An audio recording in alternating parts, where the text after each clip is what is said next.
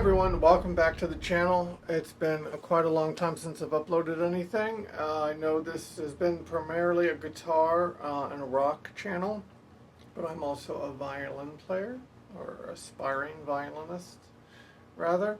And today I have a couple violins I'm going to show you. There are a range of instruments, and I'm doing this mainly so I can hear what everything sounds like back.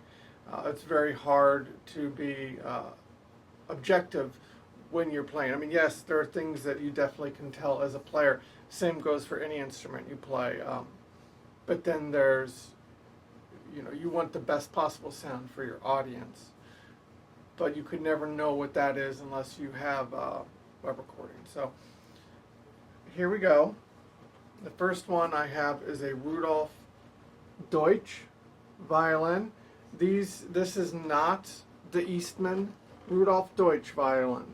This was made back in 1994, and it was purchased at the Violin House of Weaver in Maryland. This is their Rudoulf Doetsch, and it's a copy of the Guarneri del Gesù. So yeah, it's a Guarneri copy. It's considered a student, an upper end student instrument, but this was my first good instrument. I've been playing on it for a long time now, over 30 years. So I want to keep things pretty simple, and then we'll move on to the next violin. I'm using a Kodabow Diamond GX. So it's a pretty standard bow, safe to go with these bows. If you don't know what you're doing yet, I highly recommend getting the Kodabow Diamond GX. Yeah, it's like 800, 900 bucks, but it'll start you off knowing what a good bow should be and do. All right, so here we go, and I am tuned to an A440.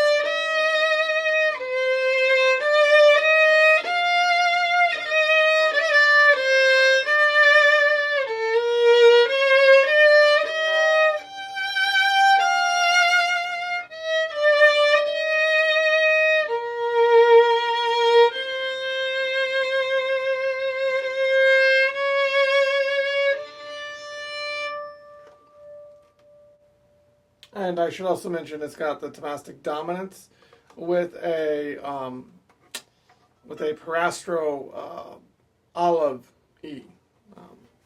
Very nice E. All right, the next violin, and I don't remember, I superimposed some dates. I really should have had this written down like a professional YouTuber. I'm anything but. But this is an Antonio Lorenzi violin. It's the second. It's signed in red ink. This is Lorenzi. These are fantastic instruments.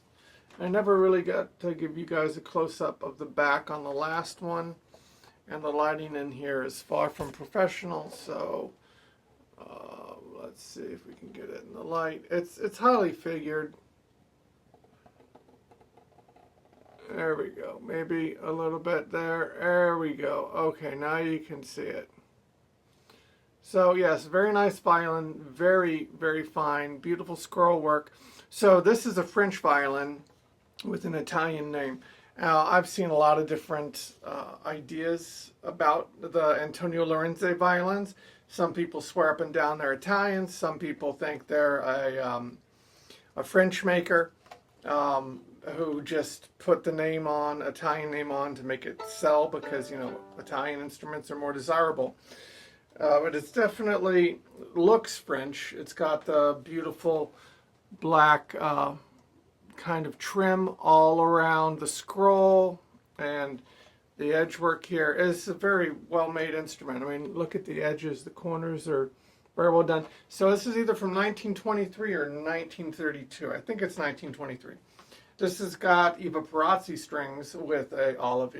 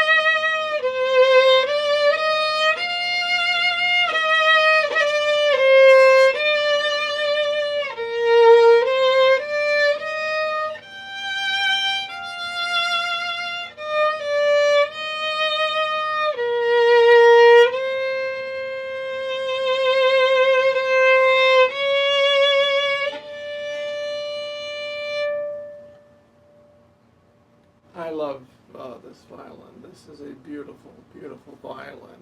Very good condition for its age. It has some fine checking.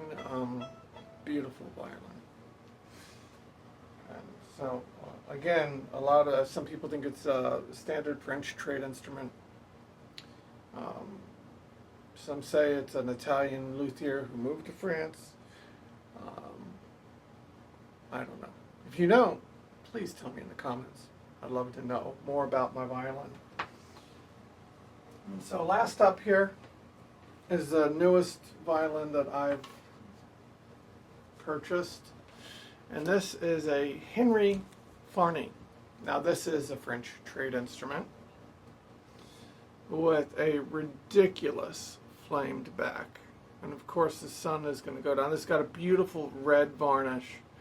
Absolutely breathtaking. I mean, the flame on this back, I mean, you could see it. I mean, you could see the texture in the video. I mean, really incredible. Again, it's got French appointments. It's got the black trim around the scroll. It's got original bone nut and saddle back here. And yes, it does have one of those. Some people like these Whitner bridges. I'm not a fan, but it's what it came with, and I haven't changed it out yet.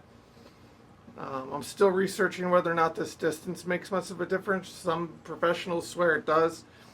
I don't know yet. I'm still trying to figure that out. But at any rate, beautiful violin. A bit of work, you know, it needs some touch-up work, which can be done, but you know, I'm not going to pay for that at this time. But the scroll's nice. I should mention that the scroll on the Antonio Lorenzi violin and this Henri Farny violin are both very fine scrolls. They were good, especially for like a trade instrument. This is a nice violin.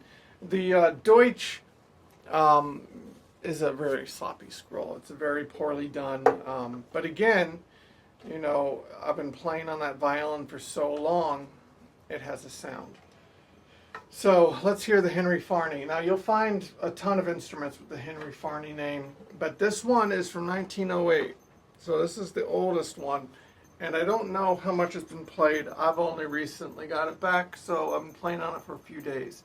This has, has the Eva Perazzi strings with an Olive. The Rudoulf Doetsch has Tomastic dominant strings with a Olive, Prastro Olive. And this Henri Farny has the obligato strings. Interestingly enough, when I received it, I was told it had obligato strings on it. They were indeed fake obligato strings. So buy your strings from someone you trust, not just off Amazon, because you might not get what you're paying for. Violin strings aren't cheap.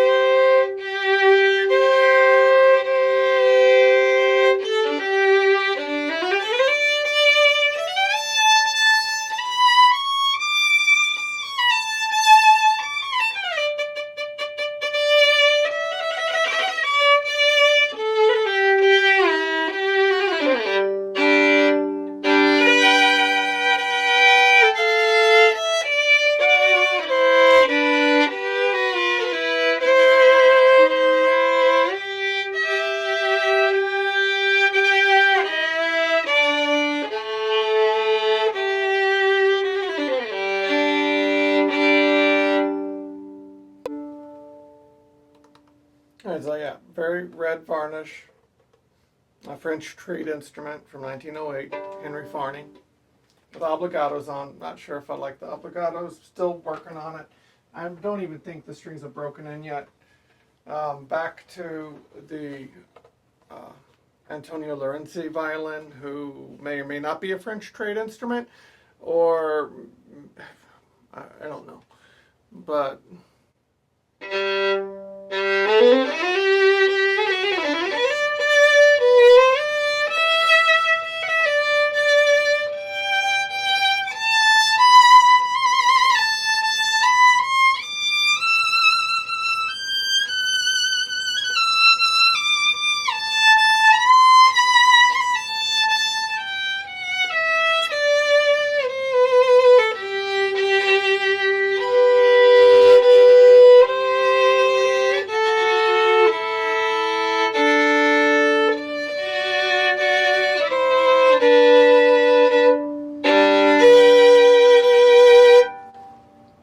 And you know, these violins are not cheap violins.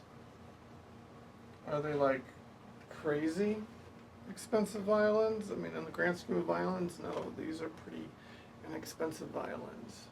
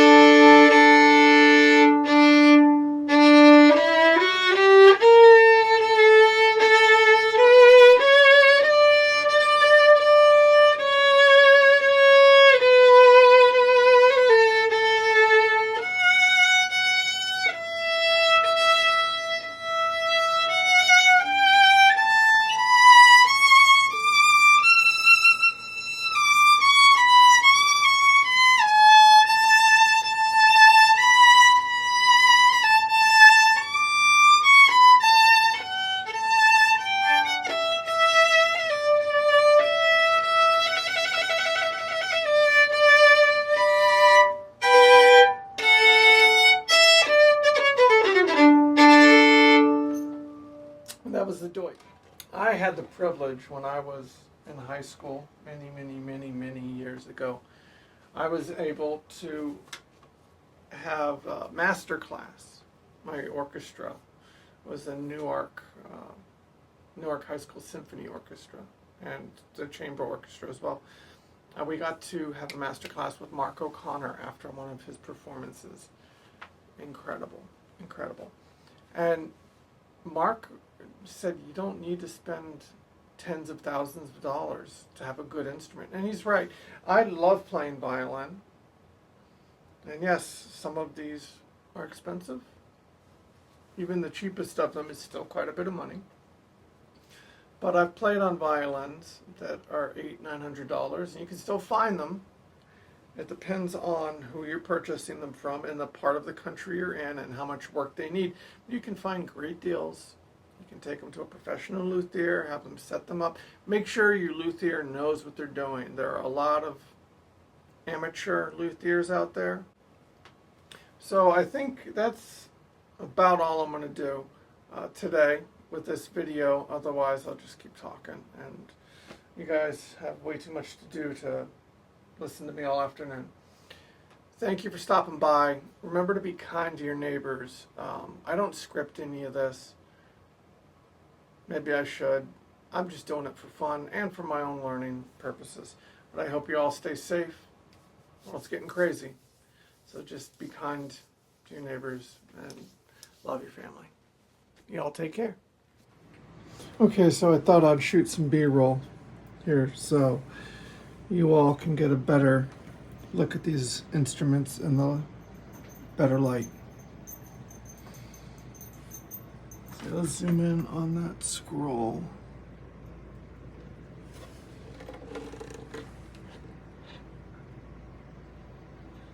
Again, it's a little dirty.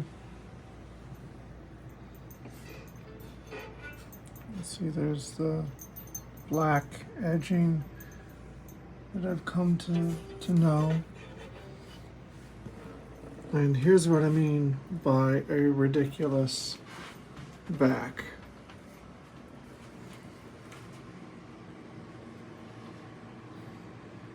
That is an insanely beautiful flame.